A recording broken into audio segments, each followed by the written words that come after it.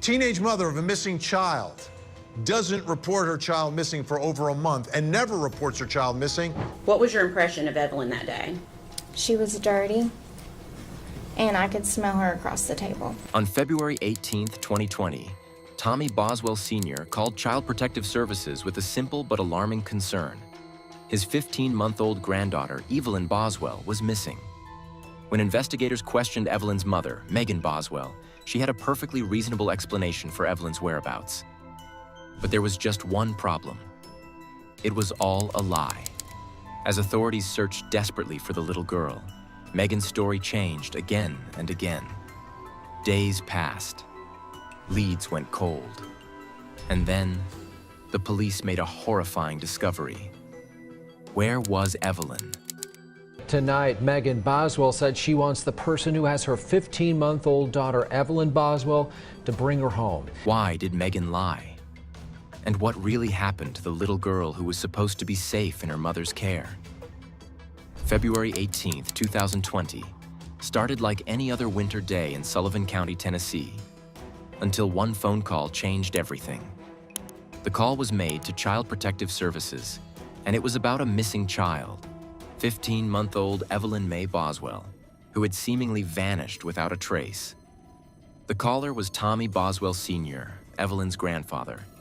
He hadn't seen his granddaughter since early December 2019, and now, more than 2 months later, he was starting to fear the worst. The following day, February 19th, 2020, the state of Tennessee issued an Amber Alert for Evelyn, hoping to find the little girl. What they didn't know at the time was that this missing child investigation was about to take countless twists and turns, each more disturbing than the last. While authorities waited for the Amber Alert to yield results, they turned to the one person who should have known where Evelyn was, her mother, Megan Boswell. But from the start, something felt off. Megan was one of Tommy Sr.'s 4 children, all of whom were raised in a chaotic, dysfunctional home.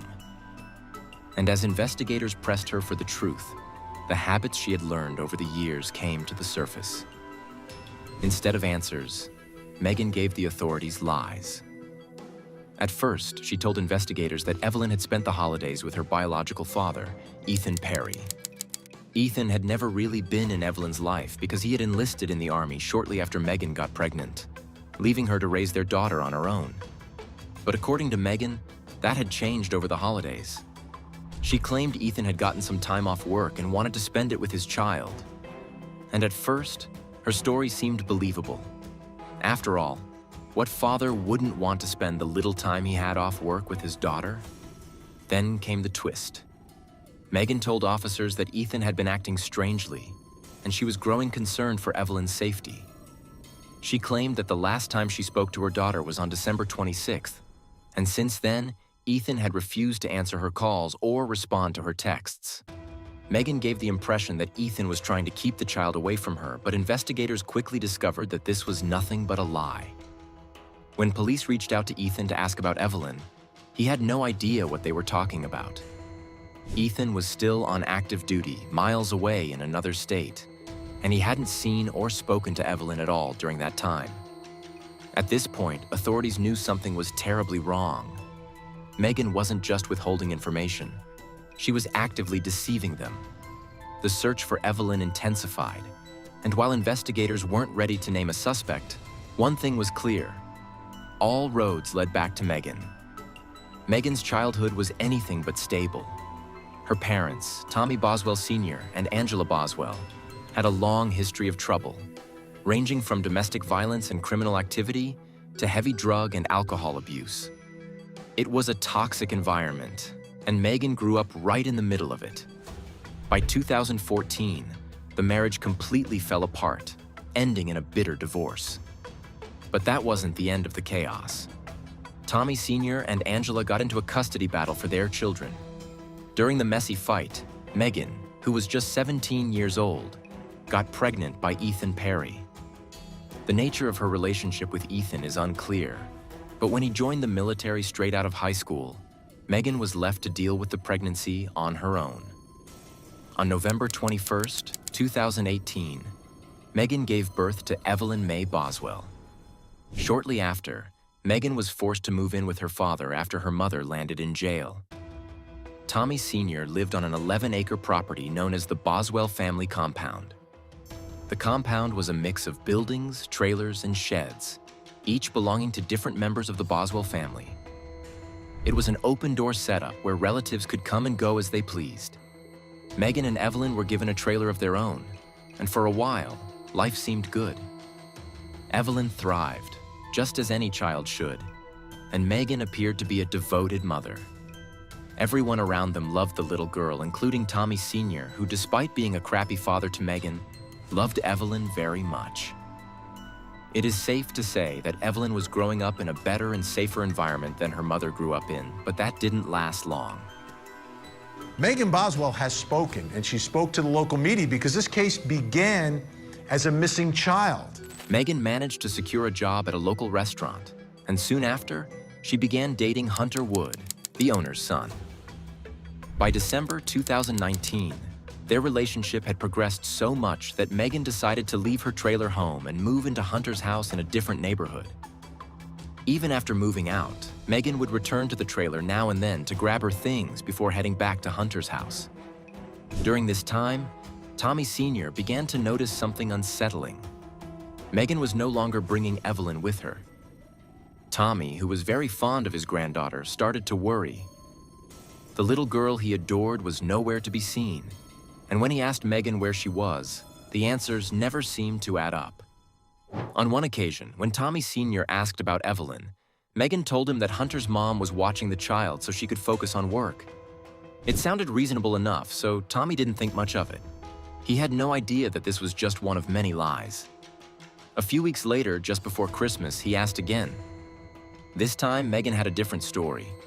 She said Evelyn was spending the holidays with her father, Ethan, and that they had worked out a custody agreement where they'd take turns caring for the little girl every other week.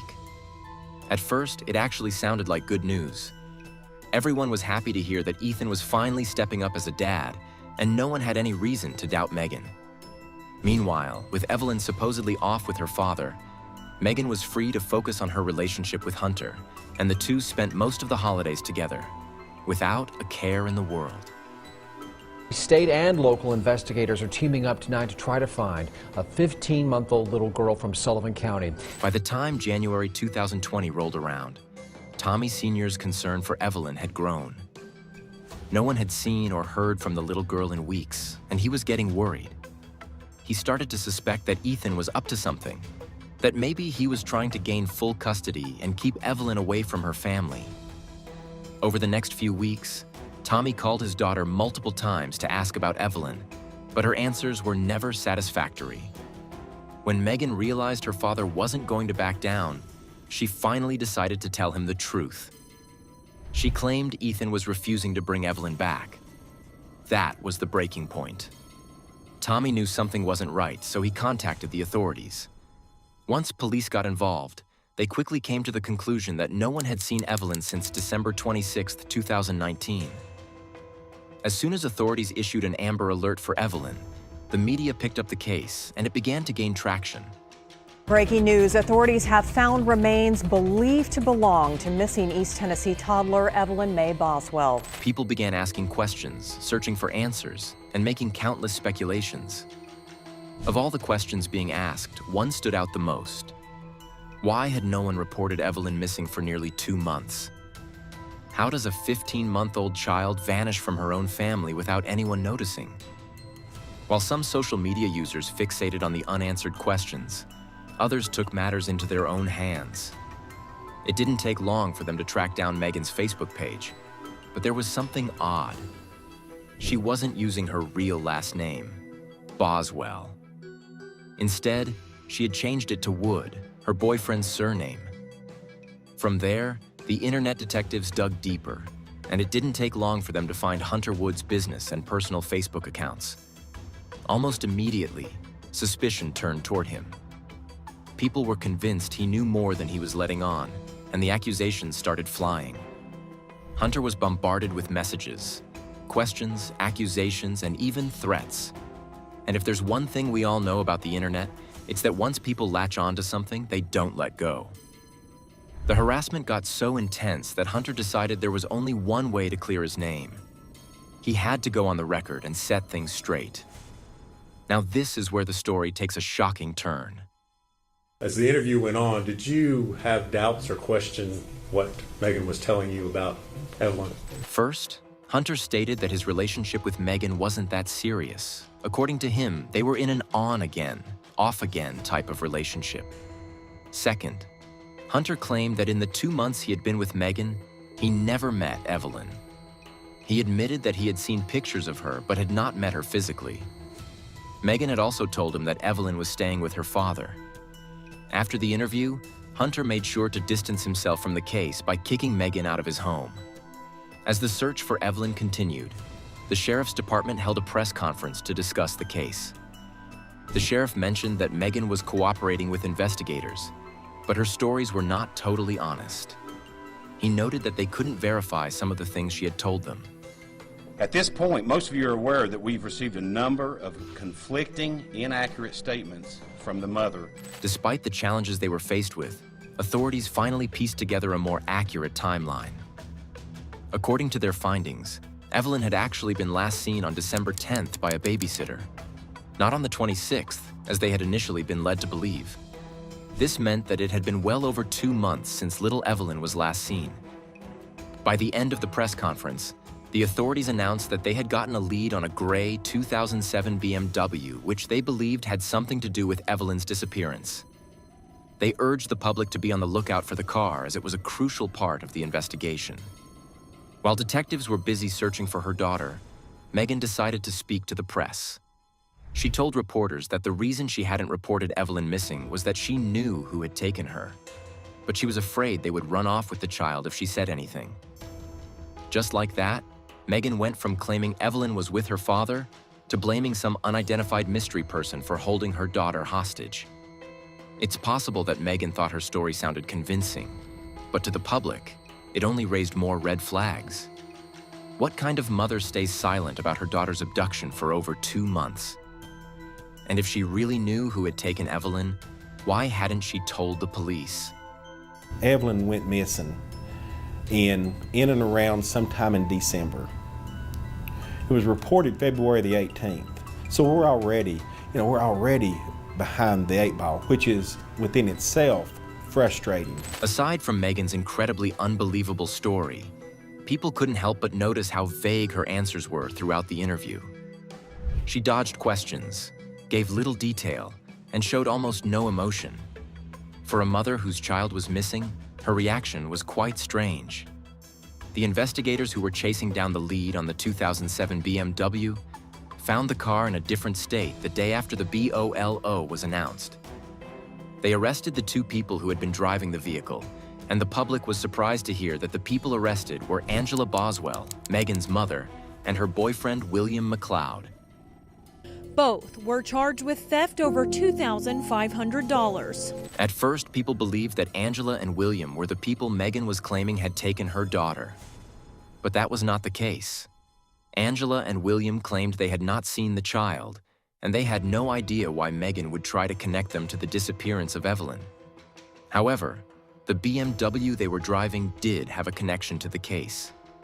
It was revealed that the car belonged to Hunter Wood's family, Megan's boyfriend at the time, and had been reported stolen on February 20th. So why was Megan's mother driving her daughter's boyfriend's stolen family car in a completely different state? Upon further investigation, authorities found out that the Wood family were actually planning to sell the car to Megan. However, they were still discussing the details, and Megan had not paid the money yet. According to an affidavit, Hunter had taken the car to Megan for a test drive as part of the sale process, but Angela and her boyfriend stole the car and ran off. Here comes another twist in the case. Angela and William told investigators a completely different story. Angela stated that they didn't steal the car and that Hunter had given it to her as a gift. This version of the story was backed up by Angela's father, Evelyn's great-grandfather, who claimed to have witnessed Hunter giving his daughter the car. Angela's father also claimed that Hunter and Megan had been visiting Angela at his house in the past few weeks. This new information raised an unsettling question. If Megan was insisting that her mother had taken Evelyn, Why would she be willingly spending time with the person she claimed had kidnapped her daughter? At this point, it was clear that the case was drowning in lies, and no one could be trusted. The Sheriff's Department, the Tennessee Bureau of Investigation, TBI, and the FBI had joined forces to untangle the mess Megan was creating. But Megan wasn't done lying. Far from it. On February 24th, she sat down for yet another media interview, and once again, she had a brand new story. This time, she claimed that her mother, Angela, hadn't just taken Evelyn, she had given her away. According to Megan, Angela had been babysitting Evelyn when she suddenly decided it was in the baby's best interest to hand her over to some unidentified people living in a silver camper. What do you think happened? I don't know. She's up in Virginia. Somebody in the boss knows that she used to like stay up there or something. Why would she take her from me and not give her back? I don't know.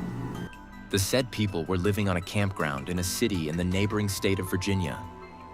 Megan stated that she had given the TBI this information, and if they didn't act upon it soon, she was willing to go there by herself to get her daughter. If Megan had known where her daughter was all this time, why hadn't she gone there sooner? And why was she suddenly ready to now? To explain this, Megan claimed that her mother had threatened her, which is why she stayed quiet and avoided going to the authorities for so long. The next day, Megan took her charade to the next level. She showed up at the Sullivan County Sheriff's Office and decided to give another interview. Standing right in front of the office for the interview, she stated that she was there to take a polygraph test. However, she said the authorities refused to administer the test because she was pregnant and that it went against their polygraph policy. Megan Boswell, the mother of Evelyn, tells us she is pregnant again. She said she was unable to take a polygraph test. Before anyone could even process Megan's latest claims, the sheriff's office shut them down. The sheriff made it clear that Megan had never been scheduled for a polygraph test. In fact, the department didn't even have the equipment needed to conduct one. By now, investigators had had enough. They arrested Megan on charges of false reporting, hoping it would finally force the truth out of her. 1 week after her daughter was reported missing, Megan Boswell was arrested on one count of giving false information to authorities. Once in custody, Megan changed her story yet again. But this time, even though she was still lying, what she said led to a major breakthrough. She told investigators that one morning, she woke up and found Evelyn dead. She claimed that Evelyn had slept in the same bed as herself and Hunter, and so she believed that one of them must have rolled over the baby and smothered her in her sleep. Given Megan's history of lies, it was difficult for the authorities to believe this story. But things took a surprising turn about a week after she was arrested. Tommy Sr. reached out to the authorities on March 6th and requested that they come search a particular building on the Boswell compound. The building Tommy was pointing investigators towards was Megan's old playhouse. While searching the playhouse, the officers came across a white garbage can filled with garbage bags. A look inside that garbage can would reveal the answer to the one question everyone had been asking for weeks. At the bottom of the garbage can, officers were horrified to find the decomposing body of a child wrapped in aluminum foil and placed face down in a garbage bag. The body was later identified as 15-month-old Evelyn Boswell. An autopsy carried out on the body revealed that Evelyn died of asphyxiation. During the search, investigators discovered human remains believed to be those of a 15-month-old girl. In August 2020, a grand jury indicted Megan Boswell on 19 charges, including first-degree murder, aggravated child abuse, aggravated child neglect, tampering with evidence, and making false reports. She pleaded not guilty, and her trial was initially set for February 2023. However, after multiple delays, the trial finally began in February 2025. Within the first few days, one of Megan's biggest lies was exposed. Ethan Perry was not Evelyn's biological father. The trial lasted a week, and it ended with the jury finding Megan guilty on all charges. She was eventually sentenced to life in prison with the possibility of parole. Megan Boswell should face a life sentence with the possibility of parole. Do you think Megan's sentence fits the crime? Could the Boswell family have done more to protect Evelyn? Let us know your thoughts in the comments. I think today we need to hold our children and our grandchildren extra tight. We knew that the mission was not complete until we were able to bring homicide charges in this case. Finding a child's remains near a middle school isn't something any dog walker expects to encounter. But September 13th, 2019 was no ordinary day. It was the start of a year-long mystery that left investigators struggling to get answers. That fateful day, an unidentified dog walker was walking near a softball complex across from Smyrna Middle School in Delaware when they stumbled upon the burnt skeletal remains of a young girl. The body was so badly burned that identifying the victim seemed almost impossible. But authorities refused to give up, and after a year of dead ends and uncertainty, they finally had a name: Emma Grace Cole. Rather than providing closure, uncovering the victim's identity only deepened the mystery. What happened to Emma? How did she die? Why was her body burned? And how did she end up near a softball field? This for a young girl whose remains were found in Delaware, a field there a year and a half ago. As soon as police learned about the dog walker's shocking discovery, they moved fast. They arrived at the scene, recovered the burnt remains, and launched an investigation. As the investigation unfolded, disturbing details came to light. For starters, the remains had been there for weeks, maybe longer. Based on their findings, investigators estimated that the child was between 2 and 5 years old, likely Caucasian or Hispanic, with slightly wavy brown hair. At first, it seemed like they had something to work with, but just as quickly as the case started, it hit a dead end. The descriptions didn't match any active missing persons cases in the state. And with the condition the remains were found in, identifying the child wouldn't be easy. By now, the case had captured the public's attention. The media was flooded with speculation, not just because of the disturbing discovery, but because no one knew who this little girl was, and no suspects had been named. Law enforcement began calling her Baby L, and the name stuck. 2 months after her remains were found, investigators finally made some progress. The National Center for Missing and Exploited Children released 2 facial reconstruction sketches showing what Baby L might have looked like in life. To create them, experts ran a CT scan of her skull before handing the data over to a forensic sketch artist. It was clear that authorities were doing everything they could to give this child her name back. But despite their efforts, the case was turning out to be far more difficult than anyone had expected. The sketches generated dozens of tips, but none of them led anywhere. In October 2020, exactly 1 year after Baby L was found, investigators finally uncovered her real identity. A man named James Cole came across the forensic sketch on the Smyrna Police Department's website and immediately contacted authorities. He recognized the little girl because she was his granddaughter, Emma Grace Cole. Emma was just 3 years old. Her parents, Christy Lynn Haas, formerly Christy Lynn Cole, and Joshua Douthit, were quickly pulled into the investigation. But all eyes were on Christy. Almost immediately, she became a person of interest, and the FBI wasted no time tracking her down. Agents set up surveillance outside the Comfort Inn and Suites in Pennsylvania, where Christy was staying with her husband, Brandon Haas, and her 3 other children. They watched as she tossed her trash into a dumpster, then moved in to collect DNA samples from the discarded items.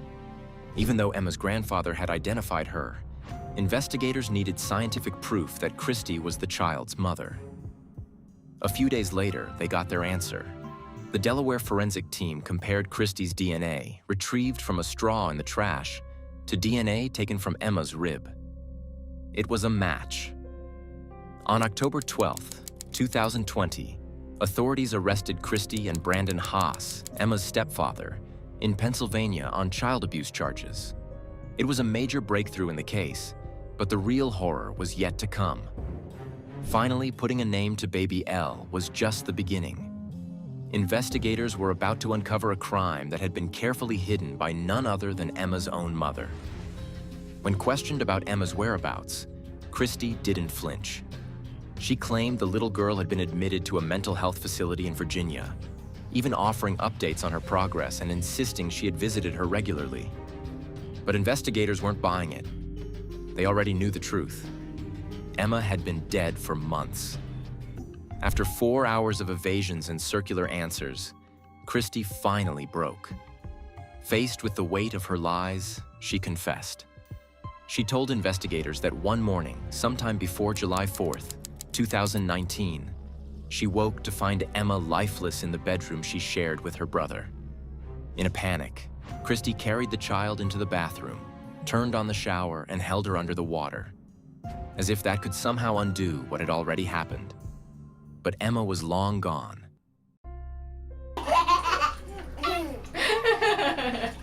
Do it again. Brandon Haas, on the other hand, cooperated with investigators from the start. He claimed that early one morning, around 5:30 or 6 a.m., Christy came to him with devastating news. Emma wasn't breathing. Like any reasonable person, his first instinct was to call 911. But Christy stopped him. Christy told him it was too late, that nothing could be done. And instead of calling for help, Brandon made a choice that raised a lot of eyebrows. He took their 3 other kids to his mom's house, leaving his wife alone to handle the situation. Once she decided the coast was clear, Christy put Emma's body in her car, drove to the softball field, and left the body there. When Brandon later asked where Emma was, Christy dodged the question.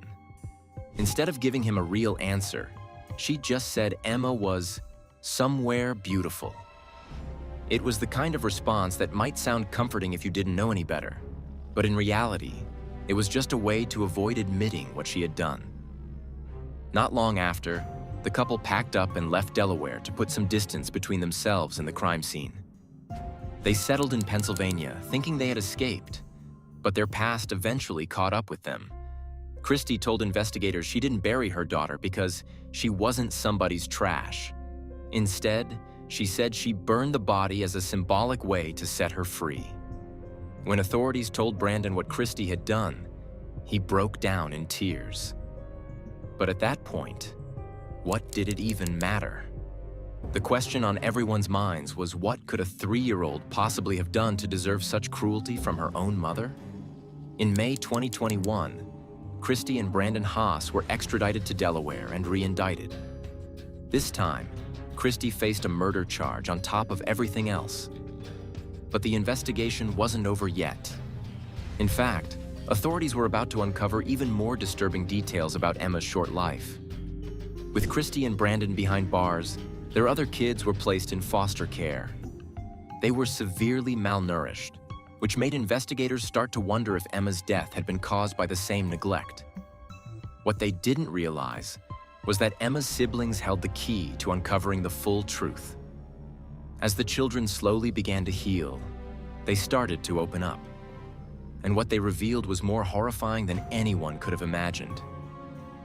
One child recounted how Christy and Brandon forced them to do chores far beyond what was appropriate for their age. One of the youngest, still not even 5 years old, was made to scrub toilets, sweep bathroom floors, and vacuum the entire house. But the abuse didn't stop at neglect, starvation, and impossible chores. Christy and Brandon subjected the children to grueling physical punishments, harsh exercises no child should ever be forced to endure. They were made to hold wall sites for excruciating lengths of time and drag a weighted sled up and down the basement stairs. Falling short meant facing even harsher consequences. According to the kids, Christy had no hesitation when it came to using violence to enforce obedience. If they failed to complete their exercises, misbehaved, or didn't perform chores exactly to her liking, she lashed out. And it wasn't just her hands. Anything within reach became a weapon: a spatula, a change purse, a belt buckle, even flip-flops. At one point, Christy even admitted to hitting her children with a hockey puck and a spatula. She claimed, however, that she had stopped using a belt back in 2017 after completing drug rehab. But like so many of her statements, that too was a lie. One of her children told investigators the beatings had never stopped. In fact, The child recalled Christy beating Emma with a belt not long before she was sent to what their mother called a special place. That was the story Christy gave the other kids, that Emma was somewhere safe, getting the help she needed. But nothing could have been further from the truth. As more details emerged from the interviews, a disturbing pattern emerged. Emma had endured the worst of the abuse. One sibling described seeing bruises covering her body, on her legs, stomach, and even her face. The more the children spoke, the clearer it became to investigators just how much suffering Emma had endured in her tragically short life. After reviewing the evidence, a doctor and child abuse expert confirmed what was already obvious. Emma had been singled out. While Christy and Brandon abused all the children, they reserved the worst treatment for Emma. She had been their primary target. When investigators broke the news to Emma's siblings that their sister was dead, their reaction was shocking, but not in the way one might expect. They immediately pointed the finger at their mother. One of the girls recently said, "Mommy's the one who did it." The children had suffered so much at Christy's hands that they didn't need an investigation to tell them what had happened. And now today, we're learning her mother's charges have been upgraded to murder. As the legal process progressed, Christy and Brandon were set to stand trial in July 2023. Christy faced a maximum sentence of life imprisonment without parole, while Brandon was looking at up to 44 years if convicted. But just weeks before the trial, the case took an unexpected turn. In May 2023, Christy agreed to a plea deal. She admitted to first-degree murder by abuse or neglect, abusing a corpse, and 3 felony counts of endangering the welfare of a child. Both the prosecution and defense agreed on a sentence of 30 years for Christy, followed by a 20-year suspended sentence as part of her plea deal. That same month, Brandon also took a plea deal. He pleaded guilty to 1 felony and 3 misdemeanor counts of endangering the welfare of a child. What wasn't immediately known was that Brandon had actually accepted this deal months earlier, back in February 2023. In exchange, he had agreed to testify against Christy at trial. The prosecution, however, chose to keep his deal under wraps. They did this because Christy had written a letter to Brandon, telling him to take out a life insurance policy on her. It was clear she was contemplating taking her own life, and prosecutors worried that if she learned about Brandon's plea, it could disrupt their case. But once Christy officially accepted her own plea deal, they no longer had reason to keep Brandon's agreement a secret. Christy and Brandon Haas were both sentenced on September 14th, 2023. Superior Court Judge Noel Primos handed Christy the agreed-upon 30-year sentence for Emma's murder. Brandon, however, received a lighter punishment, just 4 years and 1 month. Prosecutors had pushed for an 8-year sentence, but Judge Primos rejected their recommendation. During her sentencing, Christy addressed the court. She said, "I'm sorry for all the hurt that I inflicted and the pain that I caused. I knew everything was wrong, and I was so messed up because of everything I did. I thought I could get away with it, to be honest." She blamed her actions on her drug addiction and insinuated that her treatment of her children was a result of her substance abuse. Emma's biological father, Joshua Douthit, also spoke. In his statement, he said, "I will never comprehend why Emma Grace had to lose her life. I don't know what this beautiful little baby could have done to deserve this." The truth was, Emma hadn't done anything. She was just a 3-year-old child who had been failed in every possible way, especially by the one person who was supposed to protect her. Which part of this story disturbed or surprised you the most? Let us know your thoughts in the comments. She was happy and she would sing. We would sing Itsy Bitsy Spider. Sometimes she would say, "No, Papa, I sing it myself." She abused her. Everyone knows she abused her. On a crisp October morning in 2005, Ray Dawn Smith set out for a routine errand, picking up her stepdaughter from school. It was a day like any other, until it wasn't. When she pulled back into her driveway, her world shattered. Paramedics swarmed her home. Her 2-year-old daughter, Kelsey Smith-Briggs, who had been vibrant and healthy just hours before, now clung to life. Moments later, the unthinkable happened. Kelsey was gone. As grief engulfed Ray, shock gave way to horror. She was arrested, accused of a crime no mother could fathom. What led to Kelsey's heartbreaking death? Why was Ray thrust into the center of suspicion? And in the shadow of this tragedy, what chilling truths lie buried, waiting to unravel the mystery of a little girl's final hours? I can't get it through my heart yet that I'm not going to see her anymore. On October 11th, 2005, Ray left her 2-year-old daughter, Kelsey Smith-Briggs, at home with her husband, Michael Porter, who was also Kelsey's stepfather. She was heading out to pick up Michael's daughter from school like she always did. At the time of her departure, the 2-year-old was asleep in her bed, wearing nothing but a t-shirt. The couple dressed her in the t-shirt because they were running out of pull-ups and couldn't afford to buy new ones. Everything seemed perfectly fine, but that was about to change. By the time Ray returned home, an ambulance was parked outside her house. Kelsey wasn't breathing and needed urgent medical attention. The little girl who had been wearing only a t-shirt at the time of her mother's departure was now dressed in a pull-up. Michael claimed he changed her clothing because he didn't want people thinking they were lousy parents. An ER doctor later stated that Kelsey had likely been sick for at least 45 minutes before help arrived.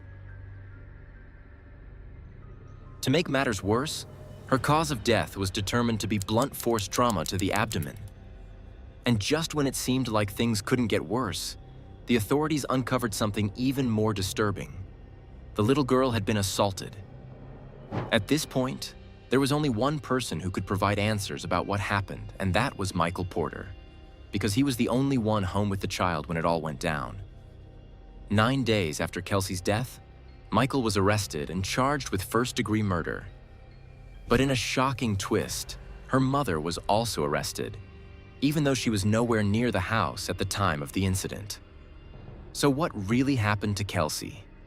To understand that, we have to start from the very beginning. The time we had with her,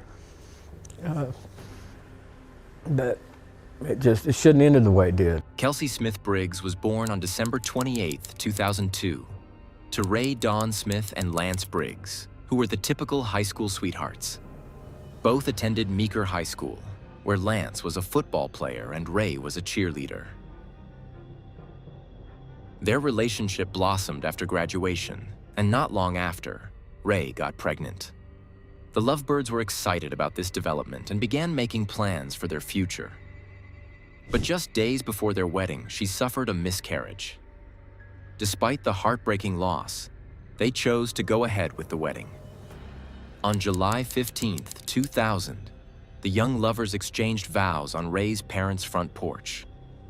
However, what started as a fairy tale romance soon turned sour. The couple enjoyed partying, drinking heavily, and their relationship became increasingly volatile. By the time they'd been married for about a year, things had spiraled out of control. In May 2001, the police were called to their home after Lance allegedly tried to hurt Ray. She told officers that their argument over a McDonald's meal escalated when her husband threw her against the wall and placed his forearm around her throat. Police observed visible injuries on her neck and collarbone that backed up her story. Lance was immediately arrested and charged with a misdemeanor. His mother, Kathy Briggs, later came forward with a different version of events. She claimed that Ray had been planning to go out that night, and Lance had taken her keys to prevent her from leaving. Kathy alleged that her son's wife had fabricated the story she told police to get back at him. Regardless of the conflicting accounts, the injuries on Ray's neck were undeniable, and the authorities had enough evidence to arrest Lance. In the end, he pleaded no contest, was placed on probation, and ordered to attend anger management classes.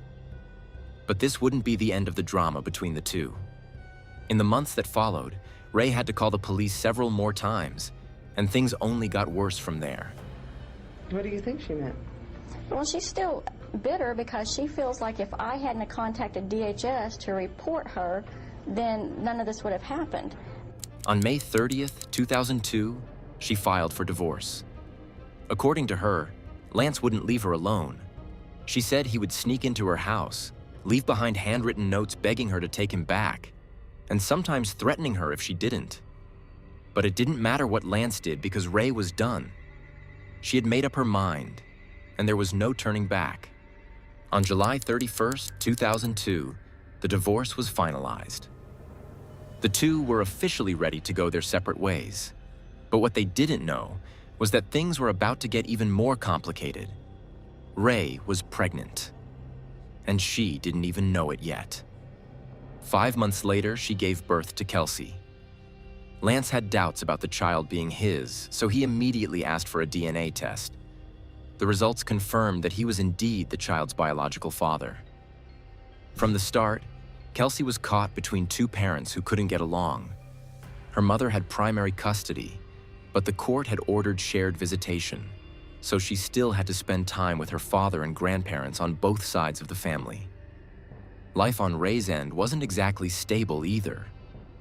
She'd moved back in with her parents, and since her father was dealing with serious health issues, she had to rely on state assistance to help raise her daughter.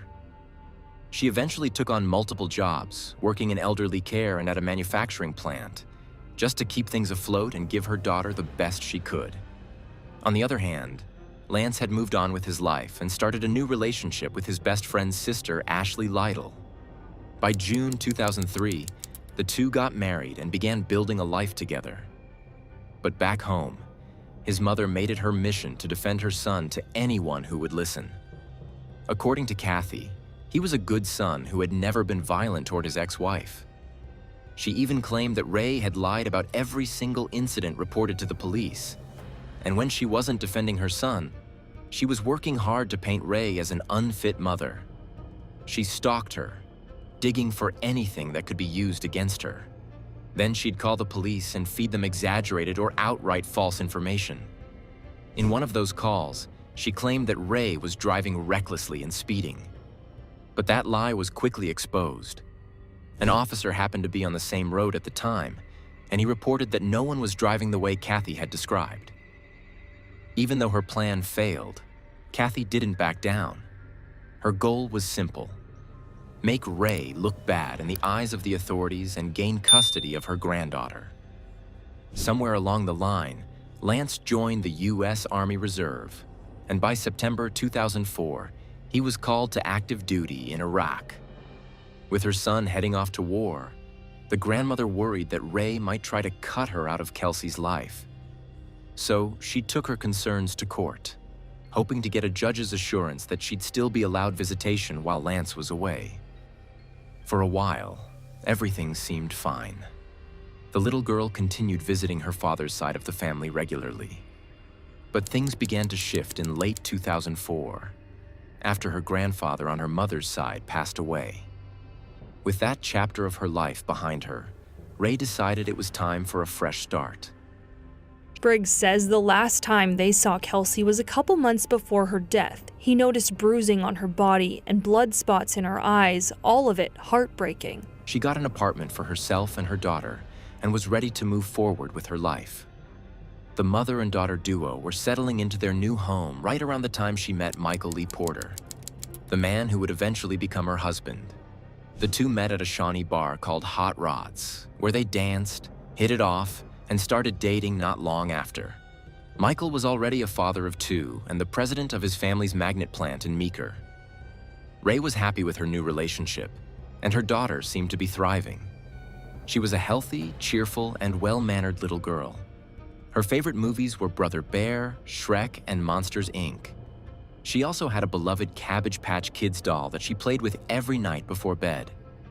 On top of that, she had a bright personality and had even won Miss Personality at a baby pageant in Shawnee.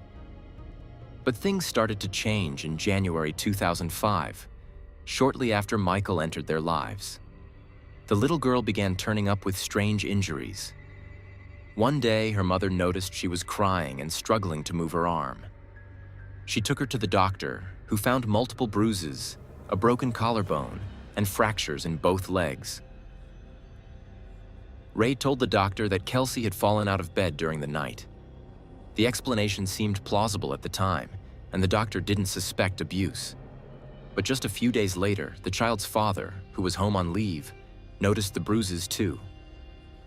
Little Kelsey would have been 22 this December. Her biological father's family says hearing the news about Ray Dawn Smith's commutation hearing scheduled for next week is shocking and unexpected. He and his wife Ashley were giving her a bath during a visit when they saw the marks all over her face and body.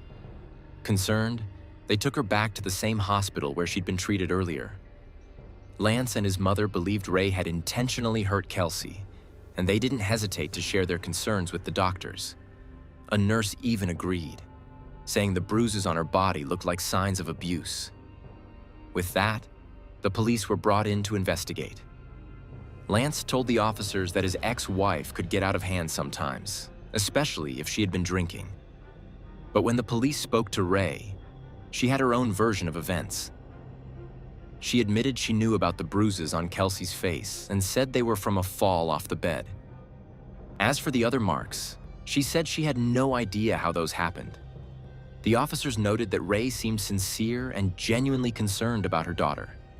In the end, they concluded that the injuries were likely from typical childhood accidents. But Kathy wasn't buying it. She still believed Ray was to blame and kept pushing that narrative. On January 24, 2005, an emergency court hearing was held to determine what was best for Kelsey. The judge ended up removing her from dear mother's care and placing her with her paternal grandmother, Kathy. A child welfare worker had looked into the case and found that Ray had given conflicting accounts about how her daughter got hurt. Ray also told the caseworker that she occasionally spanked Kelsey on the bottom, but only while she was wearing diapers. Her boyfriend, Michael, backed her up, saying she was a good mom who would never intentionally hurt her child. A few weeks later, Ray was allowed to see her daughter again, but only under supervision. Those supervised visits lasted about a month, and then the court gave her permission to have unsupervised overnight visits. The only condition was that her boyfriend couldn't be around during those visits. For a while, things seemed to settle. Kelsey began splitting her time between her mother's home and her grandmother's. It wasn't perfect, but at least there was some stability. Then in April, the bruises came back, and this time they were harder to ignore. Something was clearly wrong, but once again, the adults were too busy pointing fingers at each other. According to Ashley, Lance's wife, Kelsey always had new bruises whenever her mother dropped her off. Ray usually had an explanation, but Ashley wasn't convinced. She suspected that Ray's boyfriend had something to do with it. You know, why is she not pointing the finger at Michael Porter right now? Why is she pointing it to me? Is it because she knows she did it? That same month, on April 18th, Ray and Michael got married at the courthouse in Shawnee. But just days before the wedding, Kelsey had injured her right leg after a trip to the zoo. Her mother took her to the doctor, who said it was a sprained ankle and told her to let the child rest until it healed. The very next day, Ray went to Child Protective Services to report the injury. But by the time her wedding day rolled around, it was obvious that Kelsey was still limping. After the ceremony, she was dropped off at her grandmother's house for the night.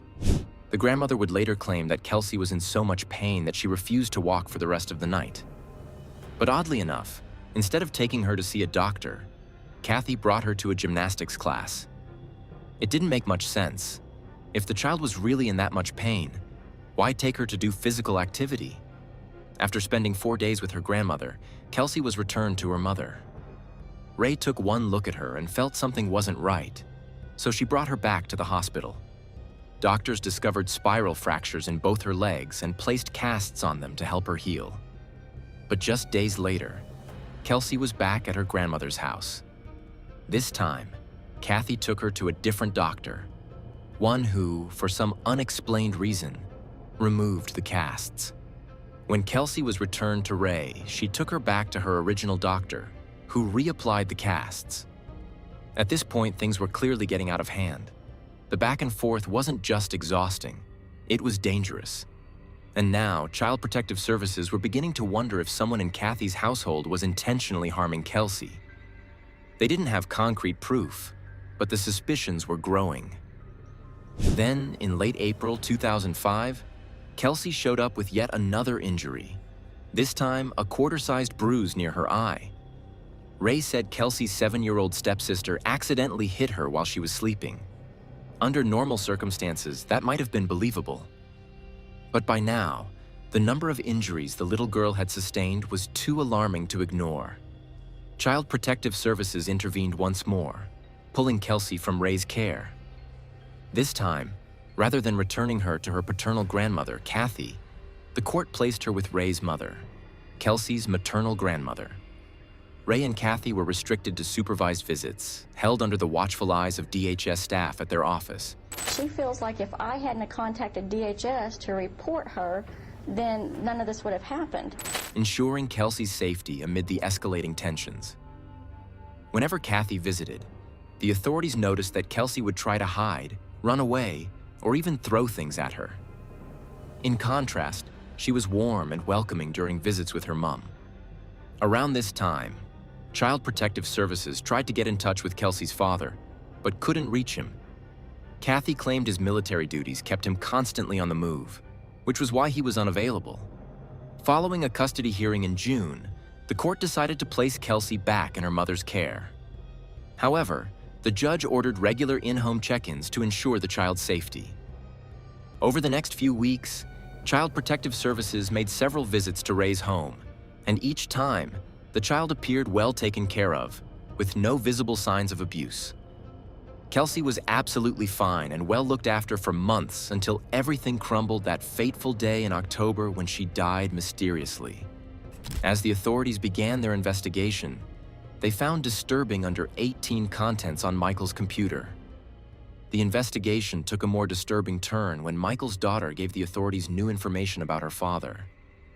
She told her guidance counselor that her father only played nice with Kelsey when other people were around, but when no one was looking. He would be mean to the child. She also said that whenever Michael gave the 2-year-old a bath, she would always vomit and cry. To make matters worse, the 7-year-old stated that she had seen her father take Kelsey into a room and close the door behind them. By the time they emerged from the room, Kelsey was seen crying bitterly. While she didn't explicitly mention seeing Kelsey being assaulted, the incidents she described were enough to raise red flags and back up the possibility that the 2-year-old may have been sexually assaulted on multiple occasions. Subsequently, Michael was charged with first-degree murder and sexual assault. In February 2007, Michael Porter accepted a plea deal. He pleaded guilty to enabling child abuse and was sentenced to 30 years in prison. In July that year, Ray Don Smith was convicted of enabling child abuse and was sentenced to 27 years in prison. The case of Kelsey Smith-Briggs was especially tragic because it wasn't hidden. It played out right in front of the system meant to protect her. With multiple reports, hospital visits, court hearings, and Child Protective Services interventions, Kelsey's suffering was visible, yet nothing stopped it. Ray Don Smith was sentenced to 27 years in prison. But was that fair? Did the punishment match her level of responsibility? Or did the system use her as a scapegoat for its own failure? What are your thoughts? Let us know in the comments. Fishermen discovered the remains inside a storage bin, and investigators spent several weeks trying to figure out who the girl was. It's an emotional trial, and because of the victim. You know, the victim was a 2-year-old child. In October 2007, something sinister washed ashore in Galveston Bay. A plastic storage container, bobbing silently in the waves. Inside, not treasure, not secrets of the sea, but the unthinkable. The decomposing body of a little girl, abandoned, nameless, erased. Not a single missing persons report. It's as if she'd been wiped from existence. Her life snuffed out and tossed aside like trash, with no one to mourn her. Weeks passed in silence, until one phone call cracked the mystery wide open. Her name was finally known, but with it came a chilling truth. What investigators uncovered was a devastating tale of cruelty, betrayal, and a child lost in plain sight. Who was this forgotten girl? How could someone so young vanish without a trace, her body left adrift in a watery grave? And the question that lingers like a ghost in the night: who wanted her gone? And why are they still out there?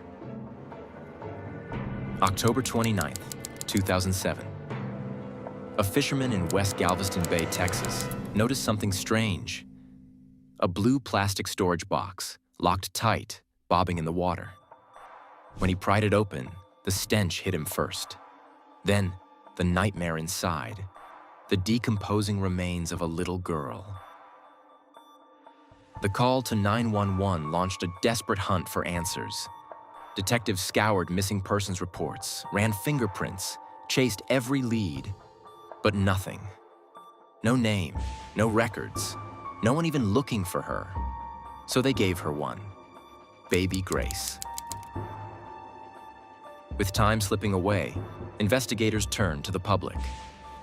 They enlisted forensic artist Lois Gibson, famous for reconstructing the faces of the lost, to bring Baby Grace back to life, at least on paper.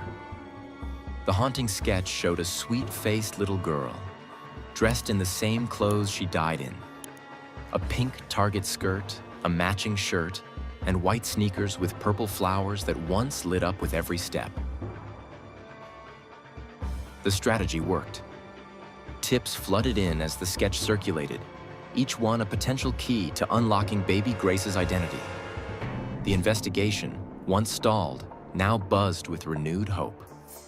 As the investigation deepened, a coroner's examination of Baby Grace's remains uncovered a grim truth that overshadowed the mystery of her origins. The little girl had endured 3 skull fractures, jarring injuries consistent with a fall from a great height, like a rooftop. But the evidence told a darker story. This was no accident. Someone had beaten this child to death, then callously stuffed her body in a plastic coffin and thrown her away like trash. The questions gnawed at investigators. What kind of monster murders a defenseless little girl? And why? Early on, a theory emerged linking Baby Grace to Madeleine McCann, a 4-year-old British girl who had vanished from a Portuguese resort in May 2007.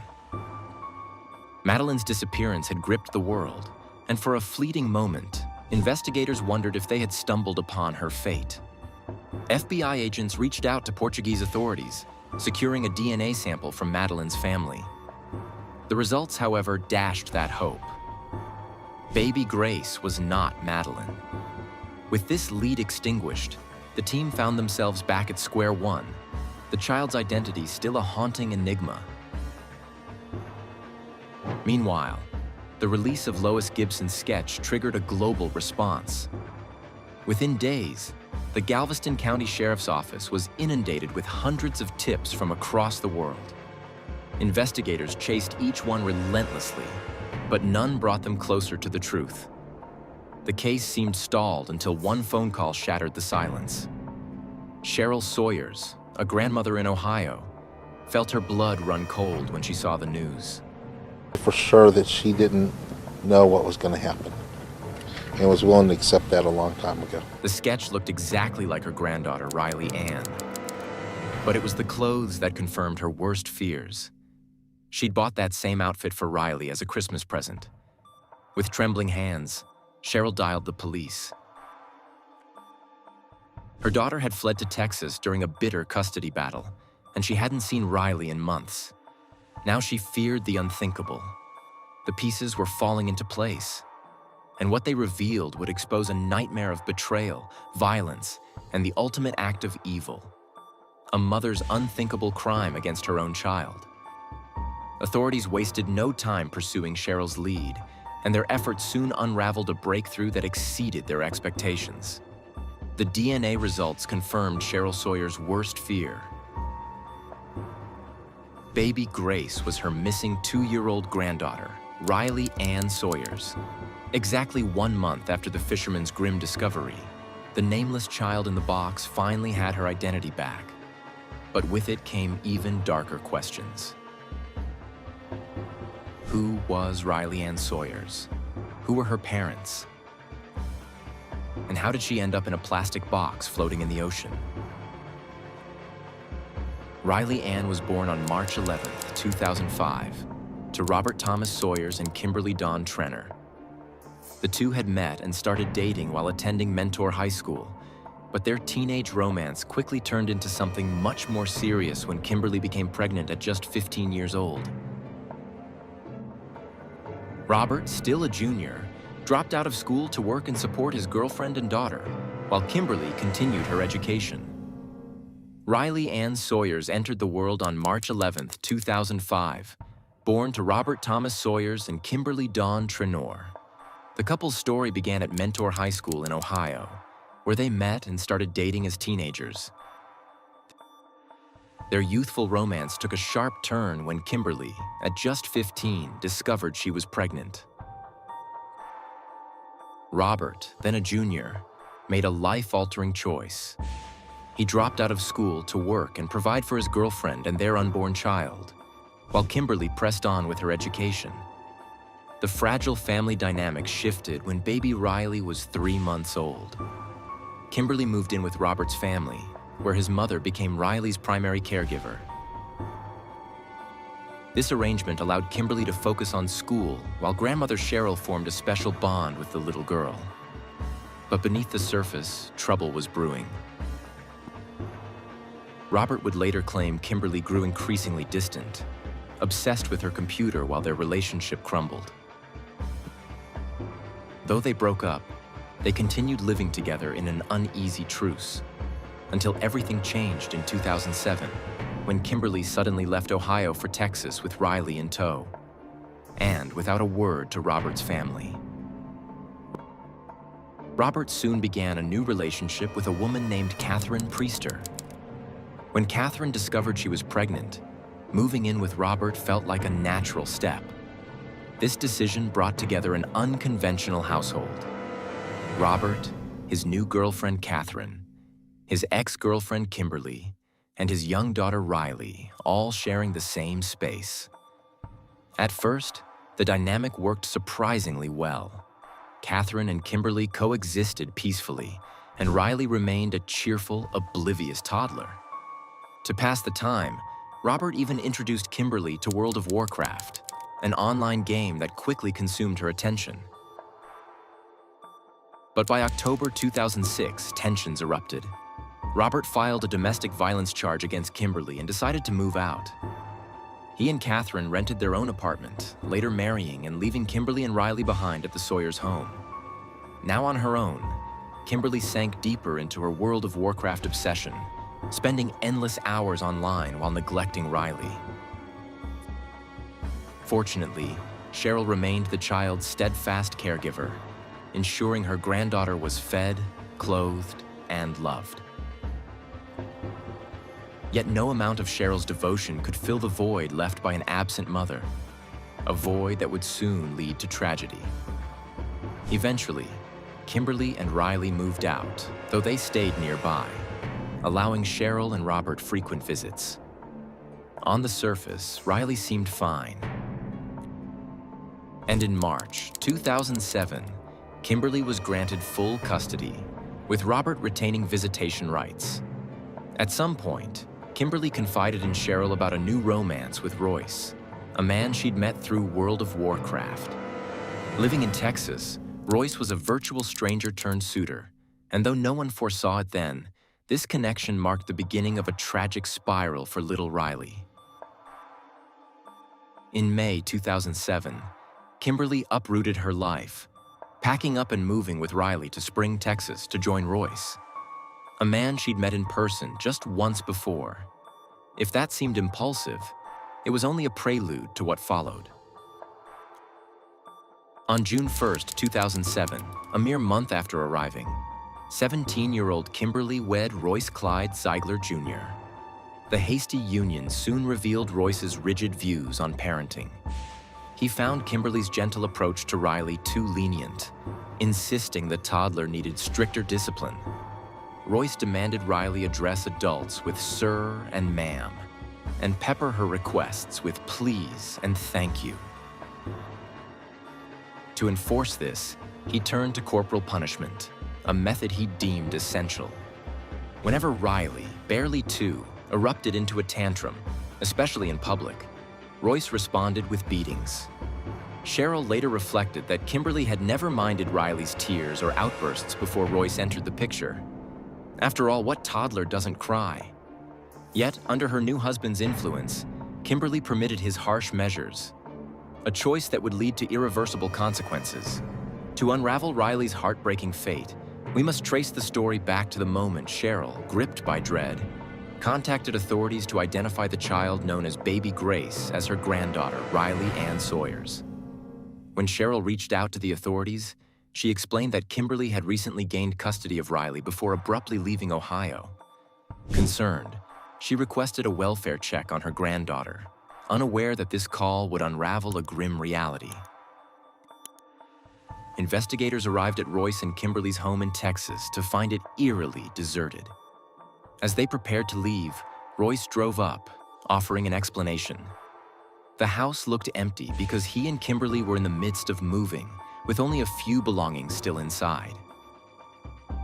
But when questioned about Riley, Royce's story took a dark turn. He claimed Ohio Child Protective Services had taken her away due to sexual abuse allegations against him, resulting in her removal from their care. Moments later, Kimberly arrived and echoed Royce's story. She insisted Riley had been placed with either Cheryl or Cheryl's sister, even producing a letter from Ohio CPS that supposedly documented the child's removal over the abuse claims. But the investigators weren't convinced. If Riley had been taken by Ohio authorities, protocol would have involved Texas CPS, with a local caseworker handling the transfer, not officials traveling from Ohio to retrieve her. The logistics didn't add up. Their doubts deepened when they contacted Ohio CPS, only to discover the agency had no record of intervening in Riley's case. The letter Kimberly presented? Forgery. The facade Royce and Kimberly had built was beginning to crumble, exposing the chilling truth beneath their lies. On November 23, 2007, authorities summoned Kimberly to provide a DNA sample. The moment she finished giving her samples, she broke down and confessed. With trembling words, she admitted that Baby Grace was indeed Riley. I came back and I said, "Are you telling me that your daughter, Riley Ann Sawyers, is Baby Grace?" Then revealed the horrifying truth about her daughter's final days. He wanted me to shove her head underwater. And I found myself doing that and hitting her with the belt. Kimberly's confession unfolded like a nightmare.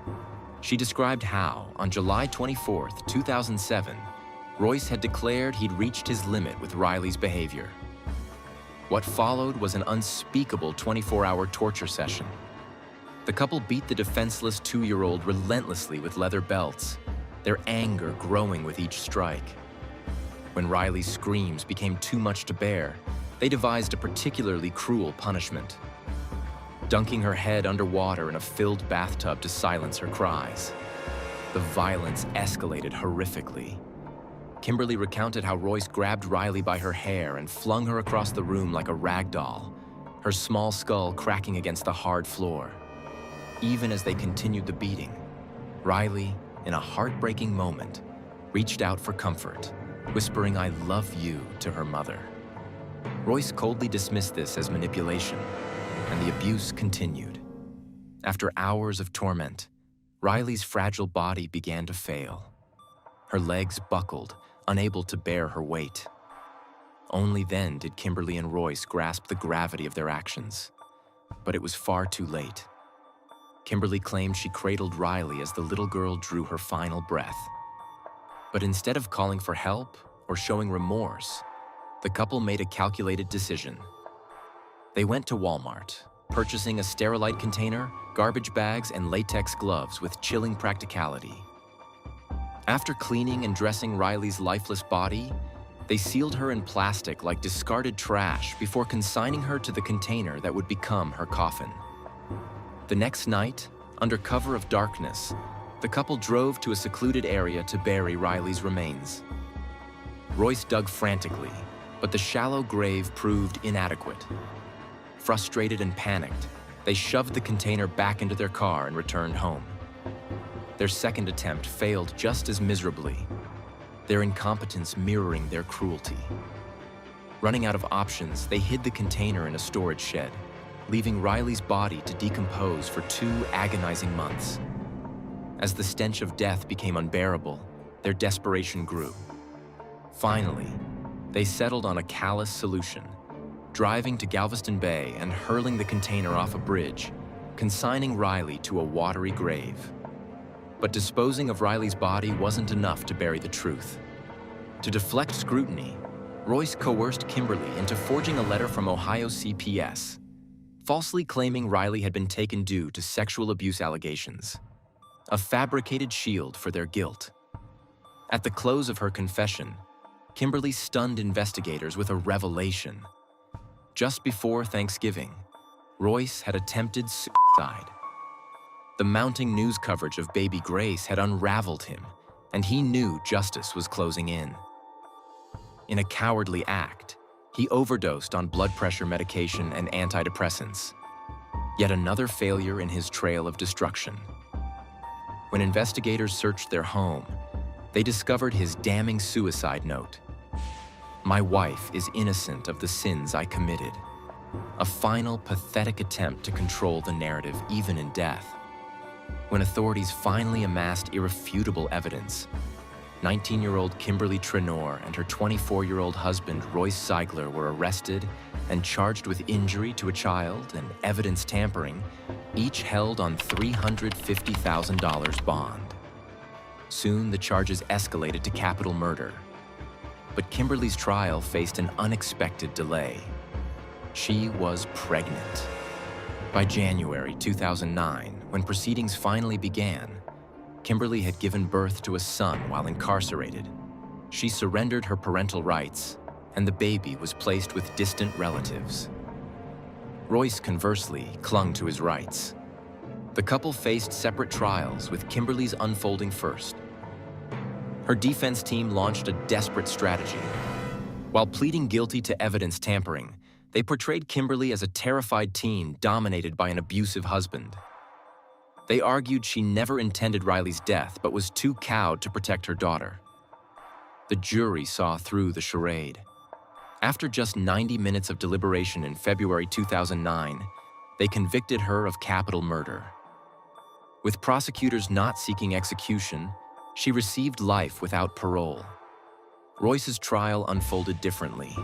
In a stunning reversal, he claimed complete innocence, asserting he wasn't even in the room when Riley died, contradicting his damning suicide note, where he'd taken sole blame to absolve Kimberly. Testimony revealed his own brutal childhood. His former stepmother described how Royce's father had disciplined him with the same savage methods he used on Riley. After 4.5 hours of deliberation, the jury delivered its verdict in November 2009. Royce Ziegler was guilty of capital murder. Like Kimberly, he escaped execution, sentenced instead to life without the possibility of parole. The courtroom drama ended, but the questions lingered. Was Kimberly a willing participant in her daughter's torture, or another of Royce's victims? What do you think? Share your thoughts in the comments. As soon as I opened iCloud, I saw pictures of Adrian and his abuse. See the look of nothing in his eyes. It's such a stretch from who I know him as. And on the night of November 25th, 2015, police officers responded to what seemed like a typical domestic disturbance call. But they had no idea they were about to uncover something far more disturbing. Upon arrival, they discovered that one of the household's 6 children was missing, and what they eventually found in the pig pen would change everything. What began as a routine call quickly escalated into a full-scale investigation, with the parents at the center of it all. What happened to the missing child? How were the parents involved? And what exactly did the officers find in that pig pen? When officers arrived at the scene, they learned the 911 call had come from a woman named Heather Jones. She told dispatchers that her husband, Michael, had assaulted her and she feared for her life. According to Heather, the violence erupted after she told him she was leaving. Michael allegedly grabbed her by the throat, choked her, and threatened to shoot her. But that wasn't the most chilling part. Earlier that same day, Heather had gone through his computer And what she found was terrifying. Searches for a colorless, odorless poison. As officers began to survey the home, two things immediately stood out. First were the security cameras, installed in nearly every room, watching everything. But the second was far more alarming. One of the couple's children, a 7-year-old boy, was missing.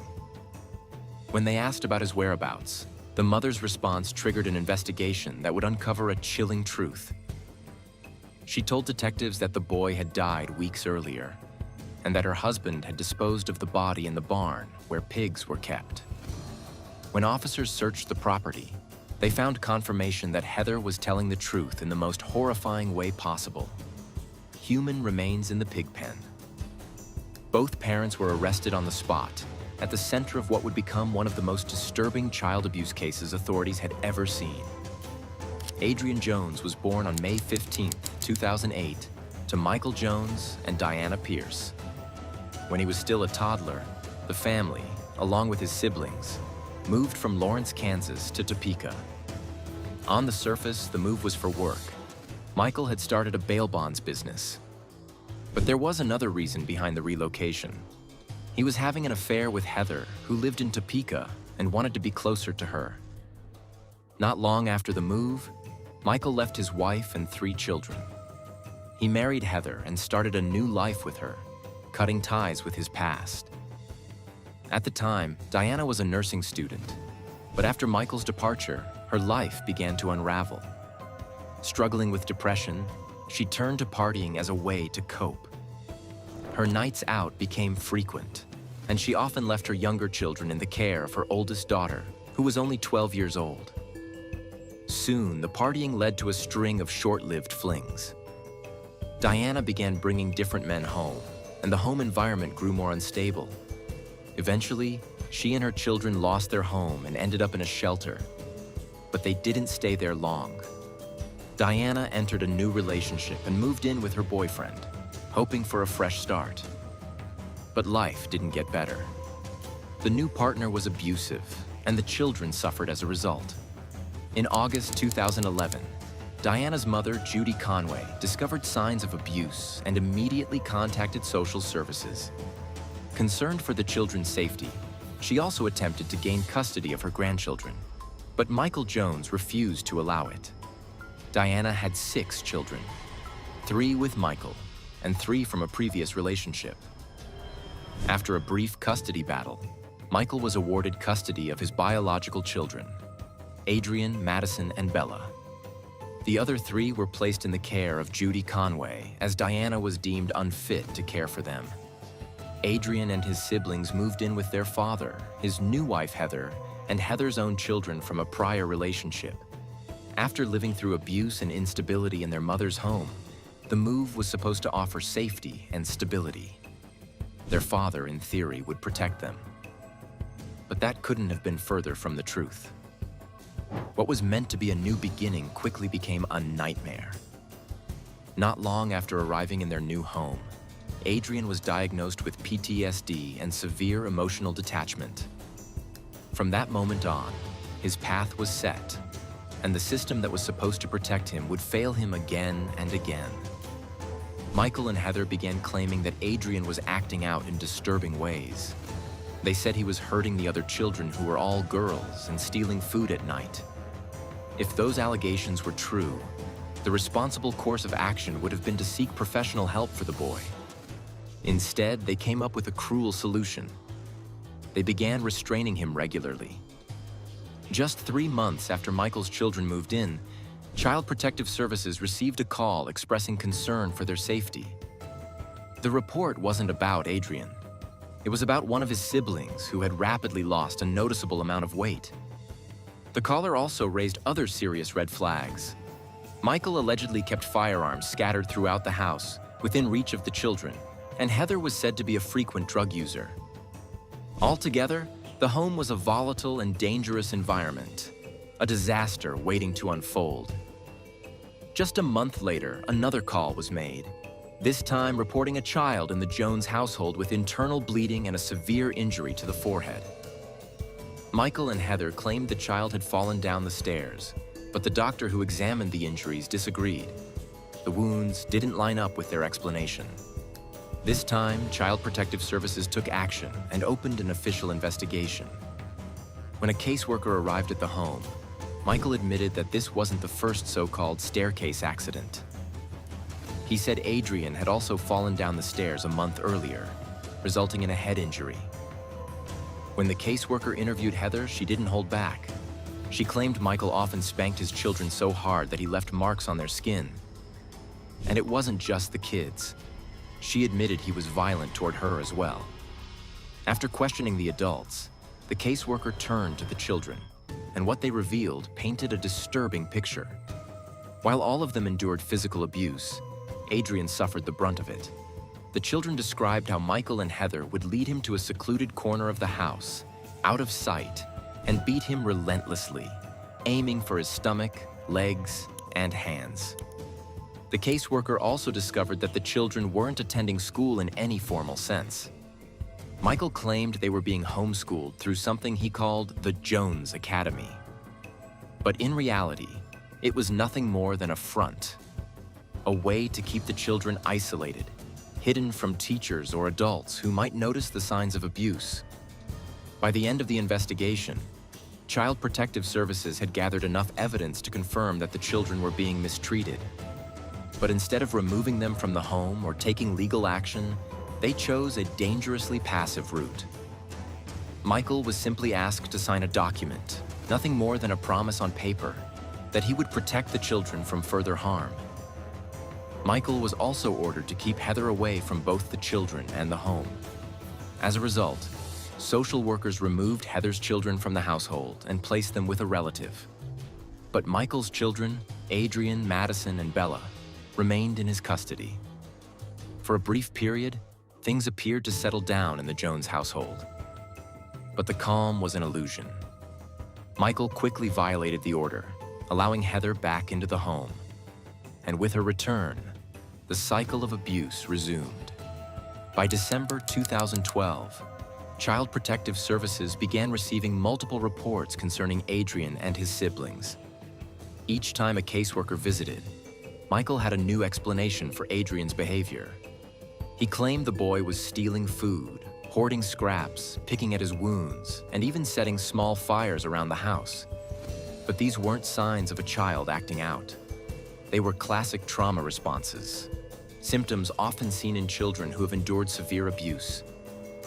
Watch Adrian's reaction to the left of your screen as a man identified as Willie Flowers walks into the shot. Adrian was later diagnosed with disruptive behavior disorder and a parent-child relational problem. Still, Michael and Heather did nothing to support or treat him. There were no therapists, no interventions, only more neglect. In early 2013, Michael moved the family again, this time to Plattsburgh, Missouri. But the new location didn't bring safety. Shortly after their arrival, Missouri's Child Protective Services began receiving disturbing reports about what was happening behind closed doors in the Jones home. In March 2013, a disturbing report was made to authorities. Michael and Heather were allegedly forcing Adrian to stand in a corner for hours at a time. It was also revealed that they had installed locks on the outside of his bedroom door, using them to confine him for long stretches, effectively turning his room into a prison cell. When a social worker visited the home, they spoke with Adrian, but made a critical error. The interview was conducted in front of Michael and Heather. Before the boy could fully explain how he was being locked away, Heather cut in, claiming the locks were simply a disciplinary measure because Adrian was violent toward his siblings. The caseworker noted that the house was filthy and unkempt, but despite the red flags, no action was taken. The case was quietly closed. 4 months later, in July 2013, another call forced social services to reopen the investigation. This time, the report alleged that Heather regularly beat the children and either locked them in their rooms or left them outside for hours at a time. When a caseworker arrived, Adrian opened up. He said his father and stepmother constantly screamed at him and kicked him in the head so hard that a bone came out. He described Michael punching him in the stomach while Heather dragged him by the ear. But once again, the adults deflected blame. They insisted Adrian was mentally unstable, too difficult to manage, and prone to making things up. This time, the social worker finally grasped the gravity of the situation. But instead of removing the children from their abusive environment, Child Services made a fatal mistake. They opted to provide intensive in-home services, a decision that would soon prove tragically inadequate.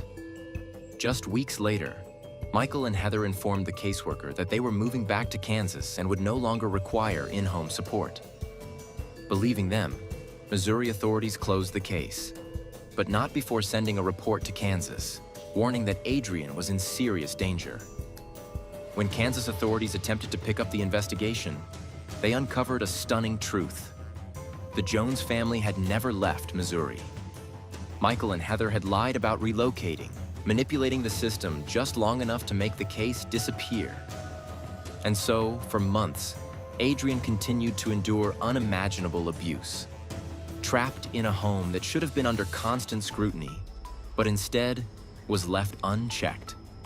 It wasn't until late 2015, when the family truly moved back to Kansas and settled into a rented house, that the facade began to unravel. Despite multiple reports warning of Adrian's deteriorating condition, he was continually overlooked, a forgotten child slipping through every crack in the system. The truth about what happened to Adrian remained buried until November 2015, when authorities uncovered his remains, and with them, the full extent of the nightmare he had endured. What they found revealed that Adrian's final days had been nothing short of torture. Michael and Heather had stripped him naked and locked him in a shower stall where he was left alone to waste away.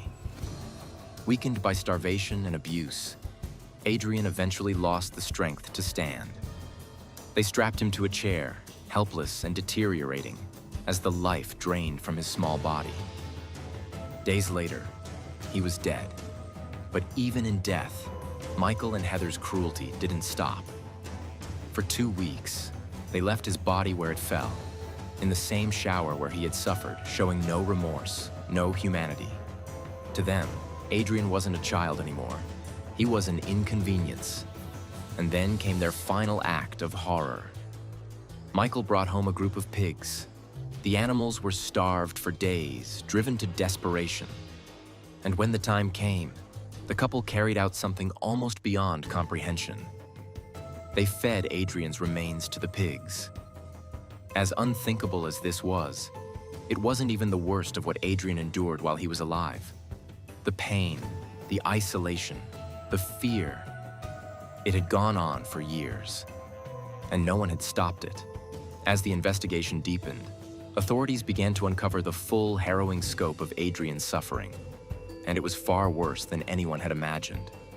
The angle pictures of his body and how bad he was in the last few weeks. Michael and Heather had wired their home with surveillance cameras, not for protection, but to obsessively monitor Adrian's every move. The same system they used to control and punish him would eventually become the very thing that sealed their fate. Shortly after their arrest, Heather made an unexpected move. She reached out to their landlord, Jen Hovers, and asked for a favor: help retrieving photos of her children from her Apple iCloud account. Hoping to preserve family memories, Jen agreed. But what she found was something else entirely.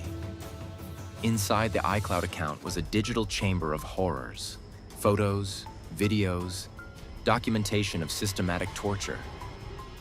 Adrian's final months had been recorded in heartbreaking detail. Stunned and horrified, Jen immediately turned everything over to police. In her hands was the undeniable proof investigators needed: the evidence that Michael and Heather had tortured a child to death. The images told a devastating story. Adrian, once a bright, energetic boy, visibly wasting away. Each frame showed his transformation, growing thinner, weaker, more hollow-eyed. Investigators believed he had been starved to the point of severe malnutrition, so debilitated that he could no longer fight back. Not that resisting would have saved him. Some images showed Adrian strapped to an inversion table, blindfolded like a prisoner. In others, he was bound at the wrists and ankles, left outside in the elements. One surveillance clip showed him glancing around nervously, haunted, watchful, aware that he was always being watched. In one especially haunting video, Adrian could be seen using only his mouth to pick up a bowl and eat whatever was inside, his hands too restrained or weak to help him. Minutes later, Heather appeared on camera. Off-screen, she could be heard telling the other children that Adrian was eating applesauce filled with bugs and dirt. And yet, Adrian kept eating. He was so desperately hungry it didn't matter. To him, food was food. Investigators also uncovered another cruel punishment. Michael and Heather had forced Adrian to stand neck-deep in a filthy, freezing swimming pool. Sometimes overnight. They didn't care that the water was contaminated, that the cold could kill him. His pain was the point. The abuse wasn't just systematic, it was sadistic. The couple didn't just hurt Adrian, they seemed to enjoy it. They even boasted about it on Facebook. Posts bragged about using a taser on the boy. Photos showed his tiny body marked with bruises, burns, and welts, unmistakable evidence of what he had endured. As if that weren't enough, Heather also kept a written log of the abuse, meticulously documenting incidents that stretched as far back as 2012. It wasn't just that they tortured him, it was that they wanted to remember it. Heather and Michael Jones both pleaded guilty to first-degree murder and were sentenced to life in prison. Under current law, they will be eligible for parole after serving 25 years. A fact that continues to haunt those who remember what they did to Adrian. In the wake of the case, the state of Kansas came under intense scrutiny. Adrian's family, his mother, Diana Pierce, his maternal grandmother, Judy Conway, and his adult sister, filed a lawsuit against the state's child welfare agency in 2017. They argued that the agency had failed its most basic duty, to protect a vulnerable child from known, ongoing abuse. They claimed Adrian should have been removed from his father and stepmother's care long before they were given the chance to kill him. The case was scheduled to go to trial in April 2025, but in March 2024, Kansas officials agreed to a $1 million settlement with the family, an attempt to acknowledge the system's failure without allowing it to be fully aired in court. Meanwhile, in 2021, Kansas passed Adrian's Law, a direct response to his tragic death. The legislation mandates that officers and caseworkers must personally observe children who are alleged victims of abuse or neglect, closing one of the many loopholes that allowed Adrian to slip through the cracks. Lawmakers hoped the law would serve as a safeguard, a way to prevent another child from suffering as he did. But for Adrian's family, no amount of money or legislation can undo what happened. The trauma lingers and the question remains, is Adrian's Law enough to truly protect vulnerable children in the future? We want to hear your thoughts. Can this law make a difference, or is more still needed to fix a system that failed so completely? Let us know in the comments. If you're interested in more cases like this one, don't forget to subscribe and be sure to check out the next video below.